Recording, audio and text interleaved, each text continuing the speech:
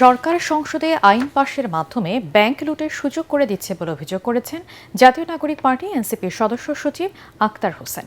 তিনি বলেন, bank regulation আইন সংশোধন করে আবার বিল আকারে সংসদে আনতে হবে, না হলে এস আলমের মতো লুটপাটকারীদের হাত থেকে আর্থিক খাতকে বাঁচানো যাবে না। রাজধানী শাহবাগে আন্তর্জাতিক শ্রমিক দিবস উপলক্ষে জাতীয় শ্রমিক শক্তির আলোচনায় এসব কথা বলেন তিনি। এ সময় এনসিপি নেতা ও সংসদ সদস্য আব্দুল হান্নান মাসুদ বলেন, পুনর্বাসনের ব্যবস্থা না করে হকার উচ্ছেদ সরকারের অপরিকল্পিত সিদ্ধান্তের বহিঃপ্রকাশ। লুটেরাদের কাছে ব্যাংক ফিরিয়ে দেওয়ার আইন করা হলো, তার বিরোধিতা করেছি, কিন্তু আমাদের কথা তারা শোনে নাই। আমরা সরকারের কাছে আহ্বান জানাবো, অতি দ্রুত ব্যাংক রেজুলেশন আইন, লুটেরাদের কাছে ব্যাংক ফিরিয়ে দেওয়ার যে আইন, সেটাকে সংসদে নিয়ে এসে পরিবর্তন করতে হবে।